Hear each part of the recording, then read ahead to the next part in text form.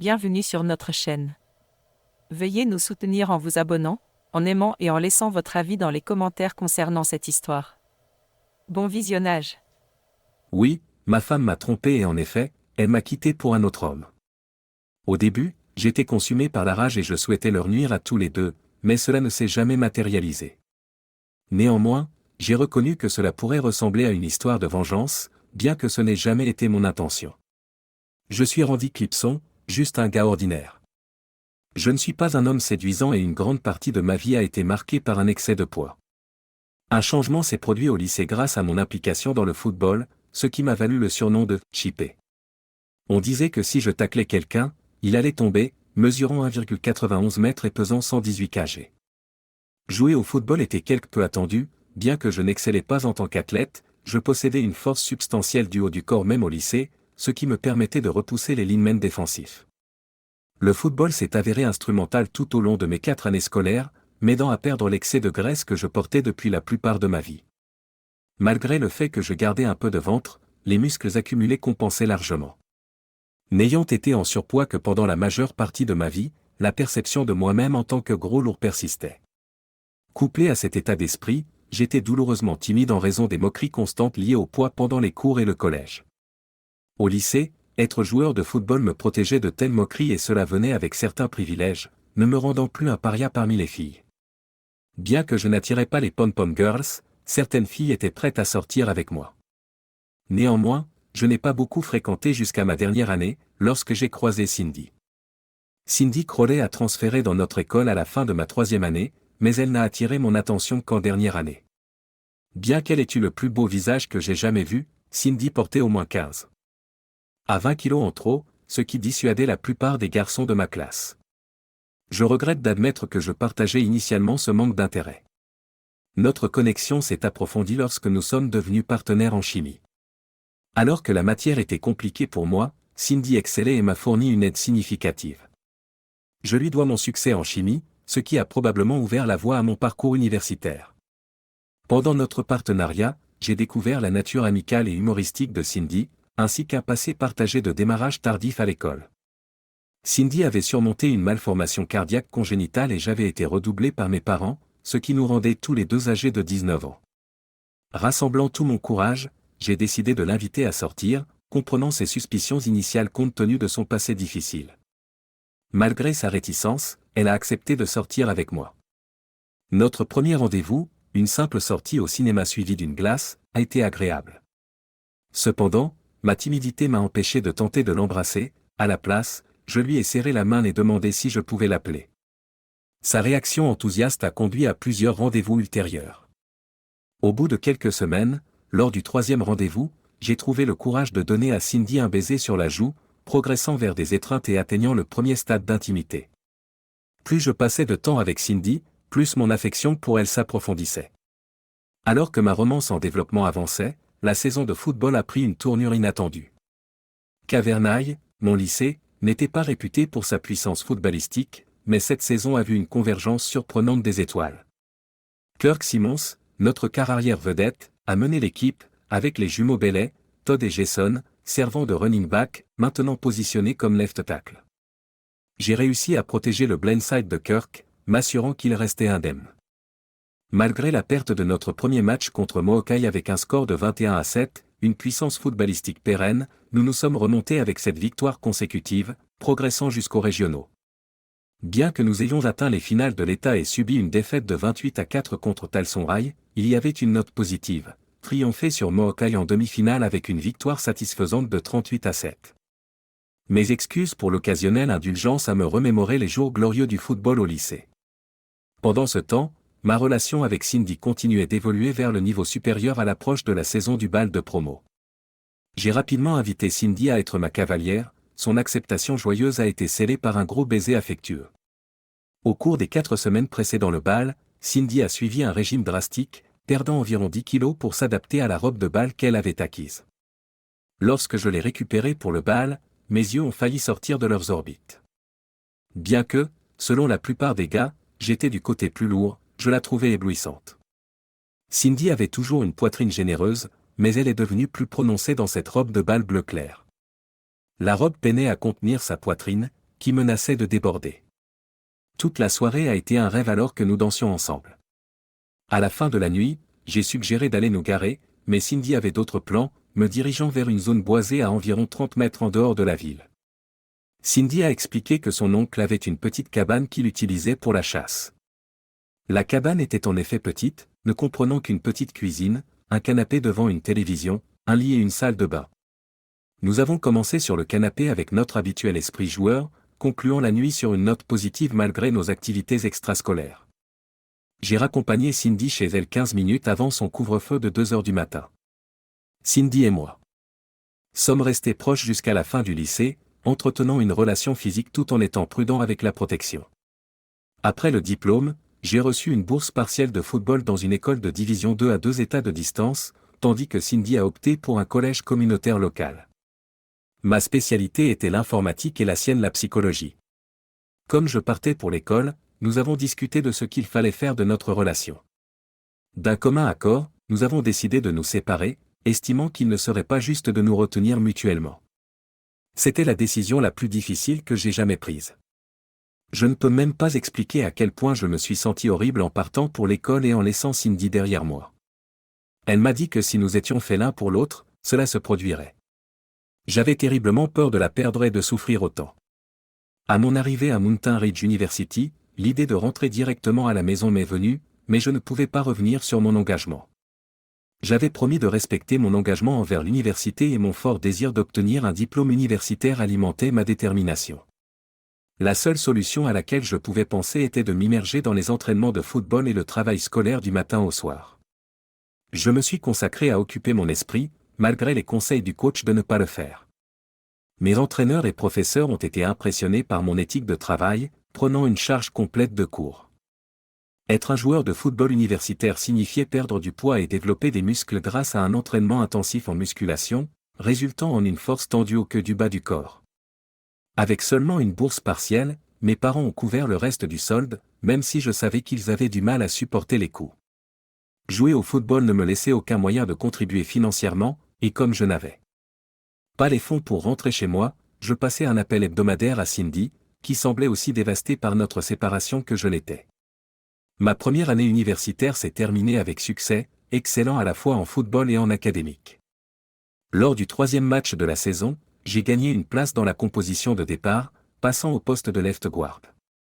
En raison de ma vitesse plus lente, ma force accrue s'est avérée bénéfique, contribuant à notre bilan de 8 victoires et 2 défaites. Académiquement, j'ai terminé l'année sur la liste du doyen, au grand plaisir de mes parents. Pendant l'été, Cindy et moi avons repris notre relation. Je me suis retrouvé profondément amoureux d'elle, du moins c'est ce que je croyais à l'époque. En y réfléchissant, je me suis demandé si c'était de l'amour ou simplement du désir. Après mûre réflexion, je penche vers l'amour, car une petite partie de moi ressent encore de l'affection pour elle. J'ai travaillé et suivi 3 cours en ligne pendant l'été, déterminé à finir l'université le plus rapidement possible. Cindy et moi avons également repris nos activités sexuelles, explorant nos corps chaque fois que possible. J'ai terminé l'université en 3 ans et j'ai épousé Cindy juste après la remise des diplômes. Nous étions tous 2 employés par la multinationale de logiciels et d'électronique Tri-Orbit Electronics en Virginie, travaillant respectivement dans le développement de logiciels et les ressources humaines. Après avoir économisé suffisamment d'argent, nous avons acheté une petite maison et commencé à discuter de la création d'une famille. Les 3 premières années et demie de notre mariage ont été merveilleuses, sauf pour un aspect, nous avons tous 2 pris beaucoup de poids. Cindy atteignait 104 kg et je pesais 140 kg. Je supportais mieux le poids supplémentaire grâce à ma taille, mais aucun de nous n'était satisfait des kilos en trop. Malgré des tentatives de régime infructueuses, mon amour pour Cindy est resté inébranlable, peu importe sa taille. Après 3 ans de mariage sans enfant, nous avons consulté notre médecin de famille. Après une série de tests, il n'a rien trouvé de mal chez l'un ou l'autre, mais a suggéré que la perte de poids pourrait aider Cindy à concevoir. Pour la première fois de notre vie, nous nous sommes lancés dans un régime strict. 6 mois plus tard, Cindy avait perdu 23 kg et moi, environ 11 kg, mais je dois admettre que j'ai triché plus que je n'aurais dû. La perte de poids de Cindy était visible, attirant l'attention des hommes. En plus du régime, Cindy a commencé à aller au gymnase 5 jours par semaine. Observant sa transformation, j'ai réalisé que je devais intensifier mes efforts. Je me suis strictement tenu à notre régime et j'ai commencé à fréquenter le gymnase avec elle. À la fin d'une année de régime, Cindy avait perdu 36 kg et j'avais perdu 41 kg, tandis que nous nous sentions tous les deux vraiment bien dans notre peau. Malheureusement, notre perte de poids allait me briser le cœur. À mesure que Cindy continuait de perdre du poids, elle a commencé à porter des vêtements plus révélateurs. Initialement agréable, je suis devenu mécontent lorsque j'ai entendu certains commentaires au travail. Cependant, je ne pouvais rien dire car, toute sa vie, Cindy avait été un ugly duckling et maintenant elle était devenue un beau cygne. Le vrai problème pour moi est survenu lorsque Kirk Simmons a été nommé responsable des ressources humaines. Il était désormais directeur principal de l'entreprise, alors que je n'étais qu'un programmeur senior et qu'il était 2 niveaux au-dessus de moi, devenant le patron de Cindy. Au départ, je n'y ai pas pensé beaucoup. Kirk était marié à Suzy Looper, qui avait été pom-pom girl au lycée. Je l'avais vue lors des événements de l'entreprise et elle était toujours assez attirante. Ne la remarquant guère, j'ai fini par danser avec elle à la demande de ma femme. Alors qu'elle dansait avec son patron lors d'une fête de Noël, j'ai dansé quelques fois avec Suzy tandis que Kirk s'associait avec Cindy, dansant juste à côté d'elle. Je me suis retrouvé à devenir visiblement excité, ce qui n'était pas un gros problème, car étant encore dans la vingtaine, toute jolie fille pouvait susciter la même réaction. Un aspect surprenant était qu'elle n'était pas une snob hautaine, ce qui me plaisait. À notre arrivée, Kirk et moi n'avons pas reconnu Cindy. Suzy nous a complimenté en disant que nous avions l'air fabuleux. Ma perception de la beauté de Cindy avait toujours été élevée, mais maintenant elle était vraiment éblouissante. J'ai mentionné, un peu embarrassé, que quelqu'un devrait veiller sur elle. La réponse a été un simple « merci ». J'ai exprimé ma gratitude pour la gentillesse de Suzy et elle a rougi en réponse. La musique s'est terminée et environ 5 mois avant notre 4e anniversaire, Cindy a révélé une décision importante. Elle m'a informé de son choix de reprendre la pilule contraceptive. J'ai soulevé des objections en m'enquérant de nos plans pour avoir des enfants. Elle a mentionné directement qu'elle avait décidé de n'en avoir pour le moment. Ma colère est apparue lorsque j'ai sondé sa décision brusque. Elle m'a rassuré en caressant mon bras, disant « Regarde, nous aurons des enfants. Je ne veux juste pas prendre du poids à nouveau. Je veux profiter d'être mince pendant un certain temps. » Avec le recul, j'aurais dû reconnaître le problème à ce moment-là, mais j'étais cruel, ayant une confiance totale en Cindy. Malheureusement, ma confiance en Kirk était mal placée, car je ne pouvais le faire confiance aussi loin que je pouvais le lancer, à un bus. À mon insu, Kirk avait mis en place une pression maximale pour obtenir Cindy. Elle était bien sûr flattée au-delà de toute croyance que l'ancien capitaine de notre équipe de football du lycée la poursuivait. Je me suis inquiété pour la première fois lorsque Cindy a commencé à travailler tard et ensuite à sortir soi-disant avec des amis. J'étais vraiment cruel à propos de ces choses, mais je ne suis pas stupide. Lorsque Cindy a commencé à rentrer de plus en plus tard, je suis devenu suspicieux. Je ne voulais pas croire qu'elle me trompait, mais je ne pouvais pas ignorer les signes. J'ai engagé une société de détectives et en une semaine, ils avaient toutes les preuves dont j'avais besoin. Ils avaient une vidéo de Cindy et Kirk en train d'avoir des relations sexuelles au bureau. Je ne sais pas comment ils ont obtenu cela. Ils avaient des photos d'eux étant affectueux lors de dîners, des vidéos montrant Kirk venant chez moi pendant que j'étais au travail, et enfin, des photos d'eux ayant des relations sexuelles sur le sol de notre salon. Je savais qu'ils les avaient prises par la fenêtre avant de notre maison. Rappelez-vous quand j'ai dit que je ne pouvais pas vraiment décrire ce que c'était que d'avoir de la proximité avec Cindy la première fois? Eh bien, je n'ai pas de mots pour expliquer la douleur que j'ai ressentie en découvrant que ma femme me trompait. Non seulement cela, mais elle trompait quelqu'un qui avait été un ami pour moi. Certes, Kirk et moi n'étions pas proches, mais je le considérais toujours comme un ami. Ça faisait incroyablement mal. J'espérais toujours qu'une fois que j'aurais confronté Cindy, elle retrouverait ses esprits. J'étais amoureux d'elle et je pensais qu'elle était toujours amoureuse de moi. J'ai ramené les preuves à la maison ce soir-là et, après le dîner, j'ai dit à Cindy que nous devions parler. Elle m'a regardé curieusement mais s'est assise à la table de la cuisine pour écouter. Cindy est immédiatement devenue blanche, puis a enterré son visage dans ses mains. Elle a commencé à pleurer et est allée se réfugier dans la salle de bain. Je suis allé frapper à la porte, mais elle a refusé de l'ouvrir. J'ai attendu dans la cuisine avec un verre de rhum. Finalement, elle est sortie et s'est assise à la table de la cuisine, la tête baissée. J'ai parlé froidement en lui demandant ce que l'autre personne avait à dire. Elle a mentionné qu'elle n'avait pas l'intention que cela arrive, parlant d'une voix juste au-dessus d'un chuchotement. Cindy a réagi en exprimant sa désapprobation et en déclarant qu'il n'y avait pas besoin de grossièreté. Elle a insinué que si j'avais prêté plus d'attention à elle, la situation aurait pu être évitée. Initialement surpris, j'ai brièvement envisagé si je l'avais négligée. Cependant, ma colère a refait surface et j'ai affirmé qu'elle ne devait pas essayer de rejeter la faute. J'ai maintenu mon innocence et l'ai confrontée au sujet de l'affaire en demandant son explication. Elle m'a regardé nerveusement mais est restée silencieuse. J'ai insisté en m'enquérant de nos prochaines étapes. Luttant pour contrôler ma colère, j'ai demandé si elle voulait être avec Kirk ou avec moi. Malgré avoir exprimé son amour pour moi, elle a avoué en larmes aimer aussi Kirk. J'ai indiqué qu'une décision devait être prise, presque en mordant ma langue. J'ai fixé un délai, insistant pour connaître son choix le lendemain. Si elle choisissait de rester avec moi, elle devrait couper les liens avec Kirk, démissionner de son emploi et s'engager à suivre une thérapie. Cindy a reconnu cela plus tard. J'ai récupéré toutes ses affaires, les plaçant dans le hall, et lui ai dit qu'elle pouvait dormir dans la chambre d'amis jusqu'à ce qu'elle prenne sa décision. Le lendemain, je suis rentré tôt du travail. La vérité est que je ne pouvais pas me concentrer et était presque inutile. Mon estomac faisait des loopings toute la journée. À un moment donné le matin, j'ai pensé que j'allais perdre ce peu de petit déjeuner que j'avais mangé. Vers 6 heures, Cindy est entrée avec un regard très nerveux sur le visage. J'étais assis à la table de la cuisine comme la nuit précédente. Elle s'est assise en face de moi et j'ai exigé de savoir si elle avait pris sa décision. Des larmes ont commencé à couler sur sa joue alors qu'elle exprimait son amour pour moi mais avouait son incapacité à renoncer à Kirk, déclarant qu'elle l'aimait aussi. J'ai poussé un profond soupir, tentant de dissimuler le fait que mon cœur se brisait.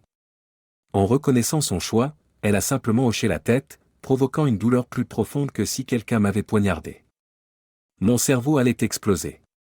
J'allais de l'avant et de l'arrière à une vitesse folle entre les éliminer tous les deux et me recroqueviller dans un coin en pleurant toutes mes larmes.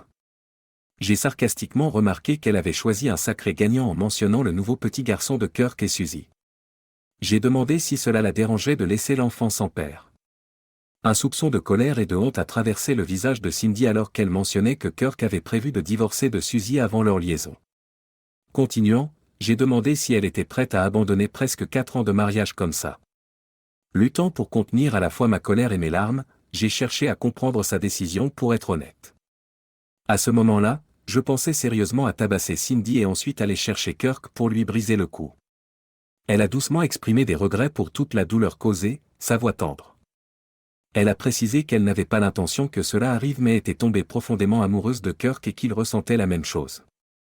Elle a affirmé la nécessité d'être avec lui malgré mon désir intense de lui faire du mal. À ce moment-là, j'ai reconnu l'importance de garder le contrôle. Cela a demandé toute ma maîtrise de moi-même, mais j'ai finalement réussi. Au fond de la partie logique de mon cerveau, j'ai reconnu que recourir à la violence physique n'apporterait rien. J'ai refusé de révéler la profondeur de sa douleur et j'ai refusé de la supplier de rester. Considérant cela comme la pire chose qu'un mari trompé puisse faire, un signe de faiblesse totale. J'ai déclaré simplement que si l'autre personne désirait un divorce, elle l'aurait. La confusion remplissait ses yeux et peut-être que je l'imaginais, un soupçon de douleur. Elle aurait peut-être attendu que je me batte pour la garder, mais je savais que si elle décidait de partir, il n'y avait rien que je puisse faire ou dire pour l'en empêcher. Cindy a été prise de court par mon comportement mais a continué et a commencé à emballer ses affaires. Le lendemain, j'ai visité la banque et notre conseiller financier, expliquant la situation et retirant la moitié des fonds de chaque compte. J'ai ensuite établi des comptes séparés à mon nom uniquement, annulé toutes nos cartes de crédit et en ai demandé de nouvelles uniquement à mon nom. J'ai mis notre maison en vente par l'intermédiaire d'un ami agent immobilier et enfin consulté un avocat spécialisé en divorce. Avec un cœur plein de haine, j'ai veillé à ce que Cindy soit assignée à son travail, invoquant l'infidélité comme cause. Les procédures de divorce ont été relativement simples avec seulement environ 4 ans de mariage et sans enfants, il n'y avait rien à contester. Nous avons tout divisé équitablement et avons pris des chemins séparés.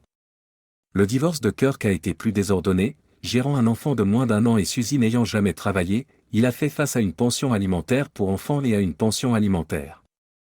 Un aspect du divorce de Kirk qui m'a avoué procurer une certaine satisfaction était sa décision de réduire les coûts sur son avocat.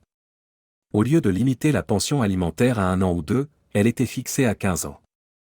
Kirk n'était pas content, mais il a signé les papiers. 2 mois après la finalisation des divorces, Kirk et Cindy se sont mariés. C'était une pilule amère à avaler. La première semaine après la rupture m'a laissé complètement perdu. N'étant pas vraiment un buveur, cela n'avait aucun attrait pour moi. Pendant des semaines, la vengeance a consumé mes pensées. Je suis sûr que chaque homme qui a été trompé peut s'y identifier. J'ai même commencé à chercher sur Internet des informations sur la façon dont les ex-maris cherchaient à se venger de leurs anciennes épouses et amants. Je me suis retrouvé dans un endroit sombre, allant même jusqu'à acheter une arme. Puis, en lisant histoire après histoire d'hommes se vengeant, un changement s'est produit dans ma perspective. Initialement, mes pensées de vengeance étaient centrées sur la violence. Ensuite, j'ai envisagé de détruire leurs biens, contemplant des idées comme aplatir tous leurs pneus, mettre du sucre dans leurs réservoirs d'essence, inonder leur nouvelle maison et divers autres plans impraticables. En lisant davantage d'histoires de vengeance, j'ai reconnu l'absurdité de la plupart d'entre elles, réalisant qu'il n'y avait aucun moyen réalisable d'obtenir la vengeance que je désirais. Finalement, j'ai cherché un conseil auprès de mon église. Le pasteur a passé près de 2 heures à expliquer que chercher la vengeance n'allégerait pas la douleur de la trahison de ma femme, peu importe. Combien de douleurs j'ai infligées à mon ex-femme ou à son nouveau mari, l'angoisse émotionnelle persisterait. Les conseils du pasteur, bien que semblant simples pour quelqu'un avec ma douleur, insistaient sur le fait que seul le temps et la distance guériraient mon cœur. Malgré mon scepticisme initial, j'ai reconnu qu'être proche de Cindy sans la possibilité d'être avec elle rouvrirait continuellement la blessure émotionnelle. J'ai également accepté la vérité du pasteur concernant la vengeance, cela n'allégerait pas la douleur. Par conséquent, j'ai suivi ses conseils, nécessitant l'établissement d'une distance entre Cindy et moi. Une opportunité s'est présentée lorsque j'ai entendu des rumeurs que l'entreprise était en difficulté. Apparemment, la société avait signé un contrat avec le département de la Défense. L'accord promettait des profits importants, mais il y avait un inconvénient, notre entreprise était chargée de développer un tout nouveau logiciel et un ensemble de composants électroniques pour les chasseurs et bombardiers de l'Air Force. C'est totalement classifié, donc je ne peux pas fournir de détails. Suffit de dire que l'objectif était de positionner les États-Unis devant la Russie et la Chine, contingent à la livraison réussie par mon entreprise. La rumeur circulant était que le projet prenait beaucoup de retard et dépassait le budget, ce qui le différenciait des contrats gouvernementaux typiques. Bien que des profits substantiels soient en jeu, l'entreprise faisait face à un grand risque. Contrairement à d'autres projets gouvernementaux, il n'y aurait pas de paiement d'avancement pendant le développement de ce logiciel et de ses composants électroniques. De lourdes pénalités étaient prévues en cas de retard de livraison et l'entreprise pourrait potentiellement faire faillite si le projet ne répondait pas aux exigences du contrat. En tant que l'un des concepteurs principaux de logiciels, j'ai été appelé à consulter sur le désastre imminent. La plupart des autres concepteurs hésitaient à s'impliquer, mettant à jour leur CV et envisageant de quitter l'entreprise. Prendre en charge le projet signifiait risquer la résiliation et l'effondrement potentiel de l'entreprise. Le stigmate de l'échec persisterait longtemps. Cependant, compte tenu de mes besoins modestes après le divorce, la perspective de perdre mon emploi semblait gérable. Apprendre que Cindy était enceinte ajoutait un poids émotionnel, car j'avais toujours envisagé de fonder une famille avec elle. En évaluant les données du projet fourni, il est devenu clair que la direction choisie ne fonctionnerait pas. Malgré les risques, j'ai accepté de prendre en charge la mission et me suis dirigé vers la Californie, mettant environ 3000 miles entre mon ex-femme et moi. Rappelant ma première année à l'université, je me suis plongé dans mon travail, supportant de longues journées parfois de 20 heures, laissant peu de temps pour penser à Cindy. J'ai licencié les 3/4 des programmeurs et tous les ingénieurs en charge des composants électroniques, faisant appel à de nouveaux talents malgré le délai imminent de 11 mois. J'ai abandonné leur progrès, comptant sur la créativité des ingénieurs que j'avais recrutés, y compris certains détournés de sociétés rivales.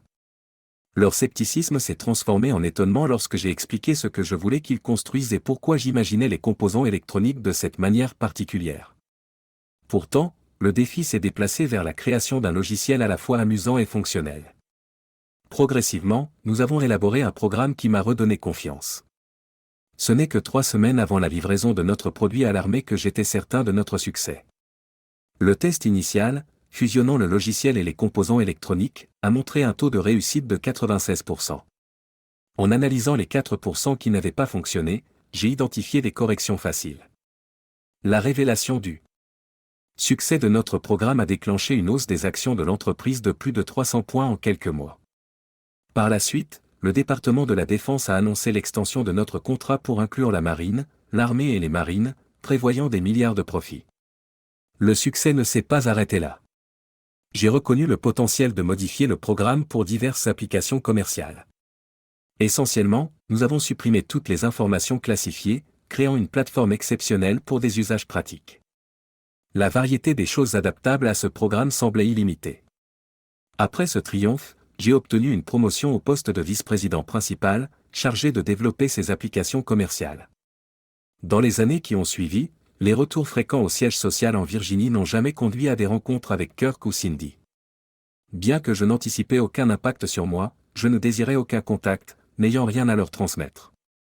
Les conseils du pasteur concernant le temps et la distance entre la peine de cœur s'étaient avérés 100% exacts. J'avais tourné la page. Lors d'une visite, j'ai rencontré de manière inattendue Kelly Bailey, une ancienne pom-pom girl de Cavernaille et la meilleure amie de Suzy. Connaissant son mariage avec Jason Bailey et ayant un fils avant de rencontrer Cindy, j'avais toujours eu un faible pour Kelly, la plus jolie pom-pom girl. La chaleur de Kelly au lycée la rendait impossible à ne pas apprécier. Bien qu'elle ait quelque peu vieilli, elle restait physiquement attirante, contrairement aux cheveux blonds courts de Cindy et à sa silhouette généreuse. Kelly, mesurant à peine 1,60 m, avait de longs cheveux noirs et une poitrine proportionnellement plus petite.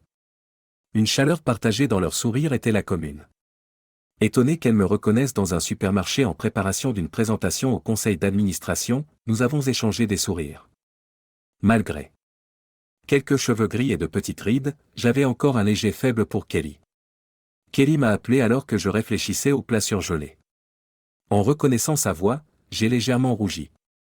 Elle a ensuite arrêté son panier à côté du mien et je l'ai salué avec un sourire, exprimant ma flatterie à son égard pour m'avoir reconnu. Elle a avoué qu'elle ne m'aurait pas reconnu si Suzy ne m'avait pas indiqué ma présence lors du déjeuner chez Triorbit. J'ai été vraiment surpris quand elle l'a mentionné, puis elle a souri et confirmé qu'elle travaillait chez Triorbit depuis environ 6 ans, spécifiquement dans le département marketing. Cela m'a surpris d'apprendre que Kelly travaillait dans la même entreprise que moi. J'ai ressenti une pointe de culpabilité de ne pas l'avoir su, mais comme j'avais peu d'implication avec le marketing, je n'aurais pas dû me sentir mal. Pourtant, j'avais l'impression d'avoir dû être au courant. « Comment ça va ?» ai-je finalement demandé pour atténuer mon inconfort. « Je vais aussi bien que possible », a-t-elle répondu avec une pointe de tristesse dans la voix. « Je suis divorcé maintenant. » Jason s'est avéré être un vrai idiot. Non seulement il trompait avec sa secrétaire, mais aussi avec une demi-douzaine d'autres femmes. Il en a même mis une enceinte. Je l'ai divorcé, bien sûr. Il s'en est plutôt bien sorti compte tenu de ce qu'il faisait. Il n'y a pas eu de pension alimentaire parce que nos salaires sont à peu près les mêmes, nous ne possédions pas de maison et avions très peu d'économies. Tout ce qu'il a été ordonné de faire, c'est de payer une pension alimentaire. Pourtant, je dois le harceler pour cela chaque mois. Ça ne me dérange pas de le déranger pour obtenir l'argent, mais il ignore totalement notre fils Scott. Je deviens furieuse quand j'y pense, a-t-elle dit. J'ai présenté mes excuses à Kelly, exprimant mon regret face au comportement de Jason. J'ai admis que, bien que je sois conscient qu'il avait un côté sauvage, j'espérais qu'il se calmerait après le mariage. Faisant une pause un instant, j'ai regardé dans les yeux vers émeraude de Kelly, ne sachant pas quoi dire ensuite. Finalement, j'ai mentionné que ma femme et moi étions divorcés, Cindy choisissant de poursuivre Todd, non rendu. Kelly a secoué la tête. C'est Kirk qui a poursuivi Cindy. Suzy m'en a parlé en détail. Je suppose que je ne peux pas contester cela, ai-je admis, mais il faut être deux pour danser. Tu ne penses pas sérieusement à manger l'un de ces plats surgelés, n'est-ce pas, a-t-elle demandé en regardant mon caddie. Oui, j'ai bien peur, ai-je acquiescé. Je suis un terrible cuisinier et c'est à peu près tout ce que je peux gérer. Regarde, si tu veux un repas fait maison, pourquoi ne viens-tu pas chez moi? Ce ne sera pas chic, mais je garantis que ce sera bon. Initialement, j'ai hésité, mais l'idée d'un repas fait maison s'est avérée trop tentante pour résister. J'ai mentionné que cela ne me dérangerait pas d'avoir un vrai repas si ce n'était pas trop demandé. Je ne me souvenais pas de la dernière fois que j'en avais un. La soirée s'est avérée délicieuse. Kelly a préparé un pain de viande avec de la purée de pommes de terre, des haricots verts et du sorbet en dessert. C'était agréable d'avoir quelqu'un avec qui converser. Scotty, comme sa mère l'appelait, était un enfant très sociable et amical. J'ai découvert qu'il était fan des Tampa Bay Buccaneers comme moi. Nous avons passé un bon moment à discuter de l'équipe et de leurs perspectives pour la saison à venir. J'étais un fan inconditionnel et également titulaire de billets de saison. En fait, j'avais 4 billets de saison sur la ligne des 50 yards. L'entreprise les couvrait parce que j'emmenais des clients potentiels au match. Quand je n'avais pas de clients, j'invitais mes amis et, si je ne pouvais pas trouver quelqu'un pour m'accompagner, j'y allais seul. Je donnais les 3 autres billets. Habituellement à des personnes essayant d'acheter auprès d'un revendeur. Scotty a exprimé le souhait d'assister à un match un jour, semblant mélancolique en réponse, j'ai impulsivement proposé de le réaliser. Dès que les mots ont quitté ma bouche, j'ai réalisé que j'avais outrepassé et tenté de rectifier rapidement, c'est-à-dire bien sûr, si ta mère approuve. Scotty s'est tourné vers sa mère avec des yeux implorants. Elle a dit, nous en discuterons. À la fin de la soirée, j'ai présenté mes excuses, je suis désolé pour l'offre des Tampa Bay Buccaneers, elle est sortie avant que je ne m'en rende compte, mais juste pour que tu le saches, j'ai 4 billets de saison pour tous les matchs à domicile des Buccaneers et une tonne de miles de voyage fréquents. Si cela ne te dérange pas qu'il assiste à un match avec moi, je serais ravi de l'emmener. Elle est restée là avec des yeux perçants et j'ai réalisé que j'avais commis une autre erreur.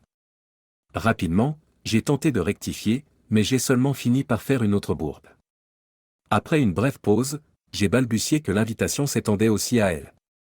J'ai suggéré de sécuriser des chambres séparées, une pour Kelly et Scotty et une autre pour moi-même.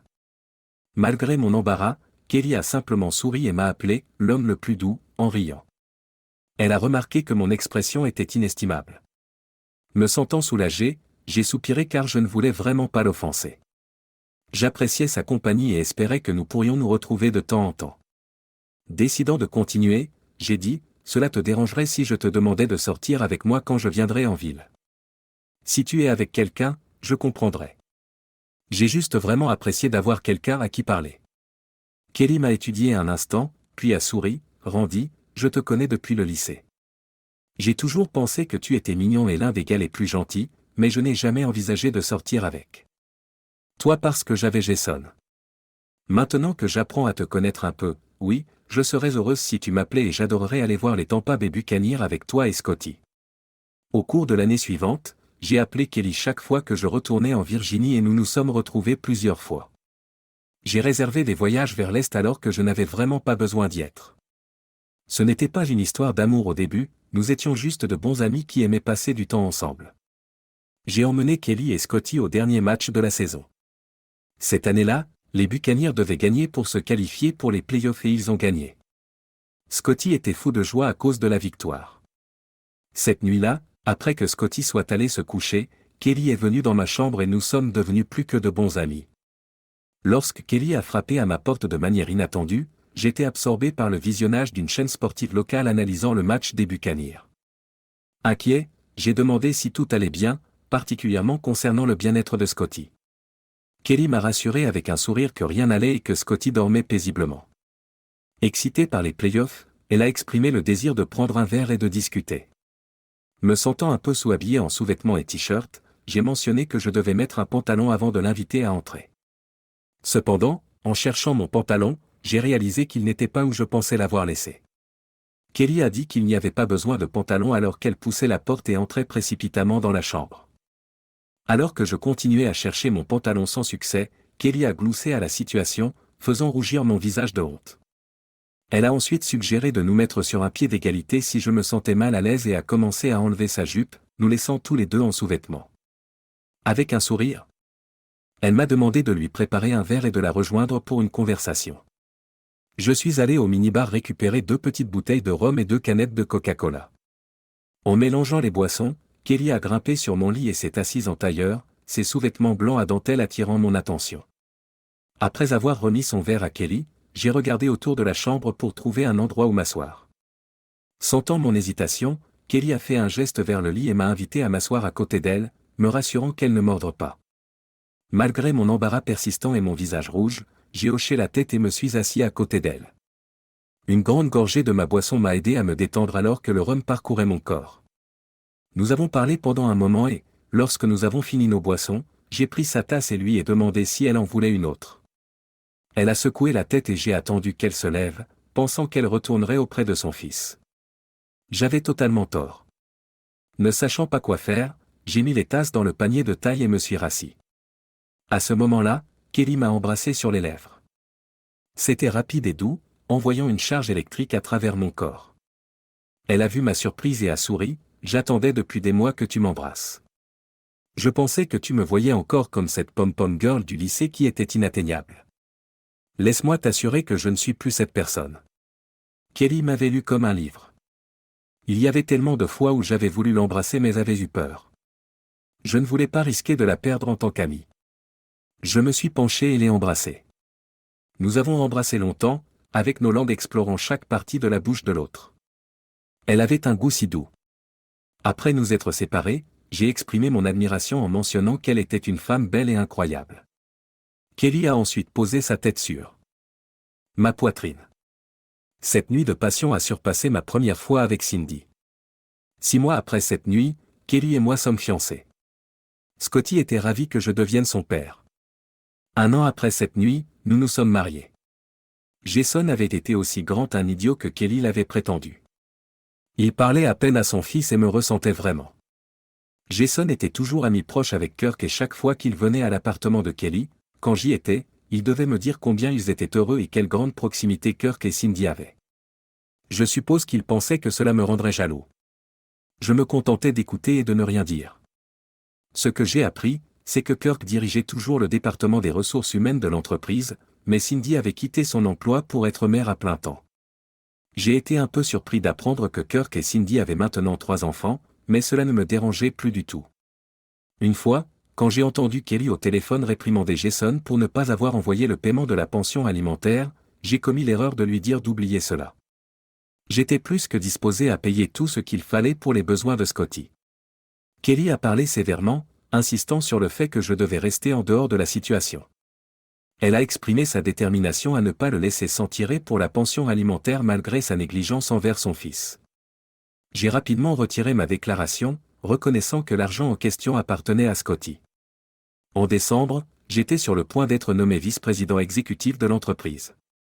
L'annonce était prévue pour la fête de Noël au Washington Convention Center, avec environ 400 à 500 participants. Je me sentais un peu complexé par la grande reconnaissance lors de cet événement, mais Kelly était aux anges. Elle m'a réprimandé pour me plaindre, insistant que je méritais cette reconnaissance. Je connais presque autant de gens dans cette entreprise que toi et ils m'ont raconté histoire après histoire sur comment cette entreprise n'existerait pas sans toi. Ils m'ont aussi dit que tu serais le prochain PDG quand Mel se retirera l'année prochaine. J'ai répondu en suggérant que cela pourrait ne pas importer. Cependant, elle a rétorqué avec un sourire en mentionnant qu'elle était mariée à la plus belle femme du monde et avait une surprise pour moi. Nous avons rappelé un incident passé à Kansas City impliquant un incident avec un caoutchouc. J'ai reconnu le souvenir avec un hochement de tête, suivi d'un sourire idiot. Elle a confirmé qu'elle était enceinte, exprimant maintenant sa détermination à me garder proche, m'embrassant étroitement. Elle a exprimé son désir d'une nuit dans le lit si nous n'avions pas à assister à la fête. J'ai avoué que je n'aimais plus particulièrement les fêtes, car j'en avais assisté à tellement qu'elles avaient perdu leur attrait. Kelly, cependant, semblait encore les apprécier, surtout quand j'étais avec elle. Elle avait une certaine aura qui attirait les gens vers elle. Nous avons dansé pendant un moment avant de tomber sur Kirk et Cindy, qui étaient accompagnés de Jason et de sa compagne Cathy. J'ai été vraiment surpris de voir la prise de poids de Cindy et le ventre proéminent de Kirk, tandis que Jason restait en bonne forme. J'ai supposé que Jason pourrait activement chercher des rencontres romantiques.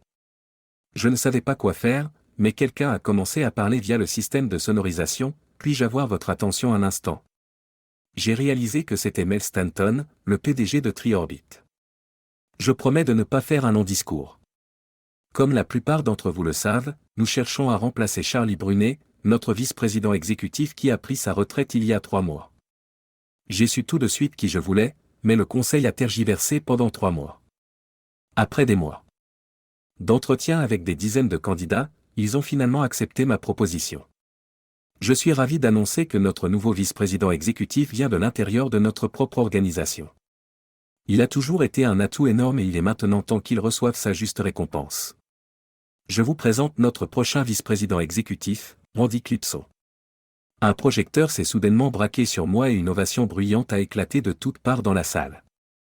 Kelly m'a tiré vers elle et m'a donné un long baiser passionné. Lorsque la agitation s'est calmée et que la fête est revenue à la normale, je me suis tourné vers Cindy, Kirk, Jason et sa compagne. Je ne savais pas quoi leur dire.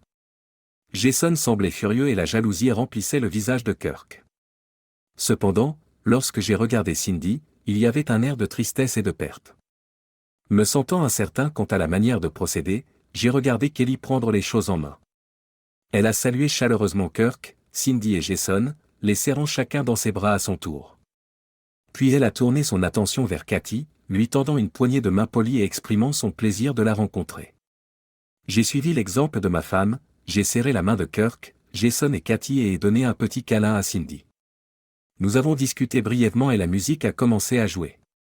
Dans un rebondissement surprenant, Kelly a suggéré, « Randy, pourquoi ne danses-tu pas avec Cindy et je danserai avec mon ex-mari » ? Cathy, pourquoi ne danses-tu pas avec Kirk également ? J'ai regardé Kelly avec une expression interrogative, mais elle a simplement souri d'un air complice. Alors, j'ai dansé avec Cindy. J'ai demandé des nouvelles de Kirk et Cindy parce que je ne pouvais penser à rien d'autre à dire.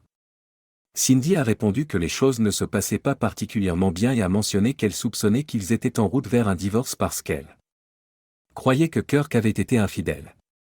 Exprimant une sympathie sincère, je lui ai dit que j'étais désolé d'entendre parler de leur situation. Cindy a répondu avec scepticisme, remettant en question si je pensais vraiment à mon excuse, car elle s'attendait à ce que je dise quelque chose comme « ça te regarde » ou « tu le mérites ». J'ai d'abord exprimé mon choc face à ce commentaire, déclarant que je ne dirais jamais une telle chose. Puis j'ai réalisé qu'il y avait eu un moment où j'aurais probablement dit quelque chose de similaire. Eh bien, pour être honnête, quand nous avons rompu pour la première fois, si tu étais venu à moi, j'aurais probablement dit quelque chose comme ça. Mais je ne pouvais pas te détester, tu étais mon premier amour et ça a fait mal de te perdre. Mais la vie continue et moi aussi. Peu de temps après cela, la musique s'est arrêtée et des larmes ont commencé à couler sur le visage de Cindy. Elle a exprimé des regrets, admettant que me quitter était la plus grande erreur de sa vie et se lamentant de ne rien pouvoir faire pour y remédier.